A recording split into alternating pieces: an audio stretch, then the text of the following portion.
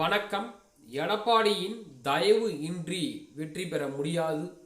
வீட்டின் முன்பு குவிந்த 3000 பேர். என்ன நடந்தது அப்படின்றத பற்றி தான் இந்த காணொலியில் நம்ம தெளிவாக பார்க்க இருக்கிறோம்.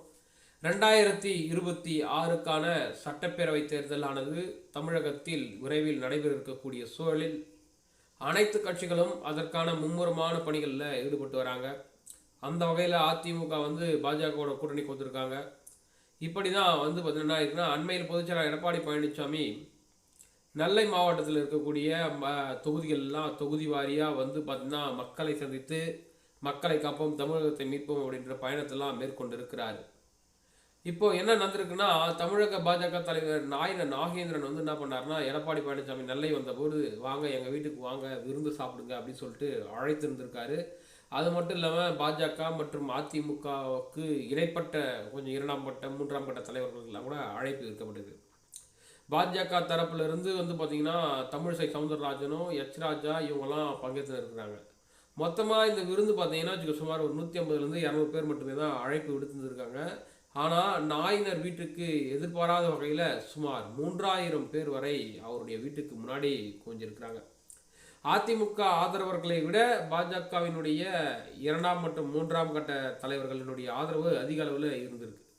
இதற்கு முன்பு என்ன காரணம் அப்படின்னு விசாரிச்சுன்னா அப்போ தான் உண்மை வெளியே வந்திருக்கு.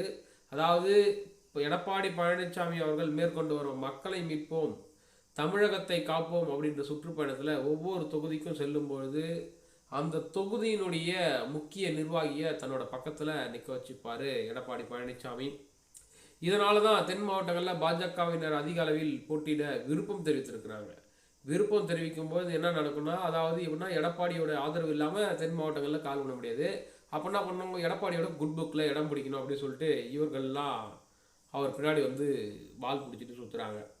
சுமார் 40 தொகுதி வரை பாஜகவிடம் கேட்கப்பெறுவதாகவும் அதில் குறிப்பாக அந்த 40 தொகுதியில் பார்த்தீங்கன்னா 3ல் 1 பங்கு பார்த்தீங்கன்னா 3ல் 2 பங்கு பார்த்தீங்கன்னா தென் மண்டலங்களை கேட்க பாஜக திட்டம் தீட்டி வருவதாகவும் அதனால் அந்த இடத்துல அந்த கூட்டம் கூடியதாக தகவல்கள்லாம் வெளியாகிறது. இதை அறிந்த எடப்பாடி பழனிசாமி பார்த்தீங்கன்னா நல்ல பெயர் வாங்க வேண்டும் என்று பாஜகவினர்கள் தீவிரமாக இருக்கிறாங்க. சுற்றுப்பயணத்தின் போது பாஜகவினுடைய 2ஆம் கட்ட தலைவர்கள் எல்லாம் கூட பங்கேற்றிருந்திருக்கிறார்கள். இதெல்லாம் கூட பெரும் பேசுபொருளானது நம்ம சேனலில் பேசியிருக்கிறோம். பார்க்கலாம் எடப்பாடியினுடைய குட் புக்கில் எந்த பாஜகவினுடைய 2ஆம் மற்றும் 3ஆம் கட்ட தலைவர் பெயர் இடம்பெறப் போகிறது. அவருக்கு பாஜக தலைமை வாய்ப்பு வழங்குமா? வாய்ப்பு வழங்கினால் அதிமுக தொண்டர்கள் அவருக்கான வேலைகள் எல்லாம் செய்வார்களா அப்படின்றதெல்லாம் பொறுத்திருந்து தான் பார்க்கணும். மேலும் இது போன்ற அரசியல் சம்பந்தமான நிகழ்வுடன் உங்களை சந்திக்கிறேன். நன்றி, வணக்கம்.